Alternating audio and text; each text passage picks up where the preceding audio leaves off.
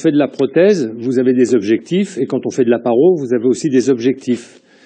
En fait, là, ça va être emmêlé les deux. Vous allez avoir des objectifs parodontaux qu'il faudra suivre et qu'il faudra réaliser, et vous aurez des objectifs prothétiques qu'il faudra suivre et qu'il faudra réaliser. Donc, en fait, vous aurez des objectifs parodontaux-prothétiques. Si vous voulez que tout aille bien, il faudra respecter ces deux sortes de choses.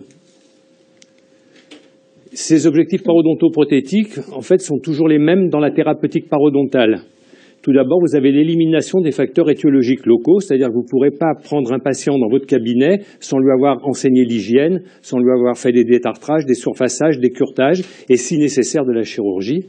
Pourquoi? Parce qu'on veut obtenir un sulcus minimum en supprimant la poche, surtout quand vous faites de la prothèse. Recréer une architecture gingivale et osseuse physiologique, on vous en a parlé toute la journée. Obtenir une occlusion correcte, ça c'est dû au fait que vous allez avoir des dents qui présentent une perte de support.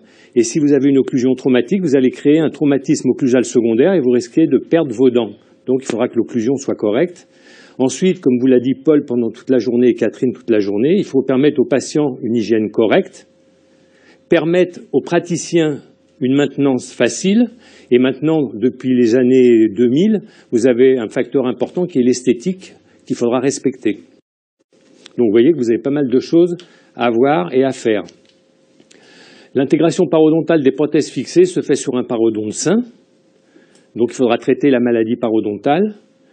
Il faudra aussi respecter l'espace biologique dans un parodonte sain lorsque vous avez des prothèses iatrogènes. C'est ce que vous a montré Catherine. Vous aurez des problèmes d'esthétique à résoudre suivant les desiderata de vos patients. Donc il faudra que vous les écoutiez ce qu'ils veulent pour faire ce qu'ils veulent. Vous avez des limites cervicales, des embrasures, une morphologie des dents que vous devez respecter.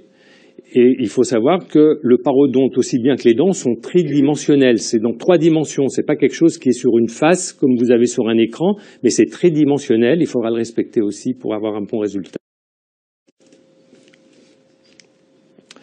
Alors, dans les objectifs de la chirurgie parodontale pré-prothétique, il faudra supprimer la poche et recréer une attache conjonctive. Pourquoi? Parce qu'on sait que c'est meilleur pour la protection de la dent et du parodonte profond.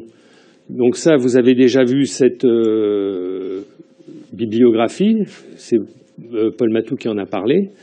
Et pas d'épithélium long de jonction, ces De Sanctis sont les Italiens qui ont vu qu'après une chirurgie parodontale pré-prothétique avec un positionnement apical, on avait un déplacement coronaire de l'épithélium jonctionnel et de l'attache qui était coronaire après des lambeaux positionnés apicalement avec de la chirurgie résectrice. Et ça, on le voit relativement. Et c'est ce qu'il faut attendre pour avoir une maturation des tissus avant que vous fassiez votre prothèse. Ça, c'est un cas qui devait être traité chirurgicalement parce qu'il y avait des petites lésions et qu'il y avait des problèmes parodontoprothétiques. Ça, c'est avant la chirurgie. Vous voyez dans quel état arrivent les patients avant de faire une chirurgie. C'est-à-dire que le contrôle de plaque est assuré par le patient. Les tissus sont peu inflammatoires. Donc, la chirurgie a été faite. Et 2 ans après, voilà comment vous vous retrouvez. Et comment ça se fait? Ça se fait que vous avez une maturation des tissus qui va se faire. Après la chirurgie, le positionnement apical du lambeau. Vous voyez que le lambeau a été positionné apicalement. Vous voyez apparaître au bout de 8 jours des petits doigtés sanguinolents sous le lambeau. Ça vient du ligament parodontal et de votre crête osseuse.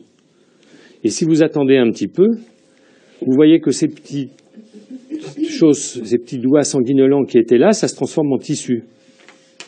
Vous voyez, ça ne ressemble pas du tissu de granulation, comme vous demandiez tout à l'heure. Et si vous attendez encore, vous voyez que ça se constitue encore plus. Et vous voyez ici, le praticien avait fait des limites avec une ligne de finition métallique.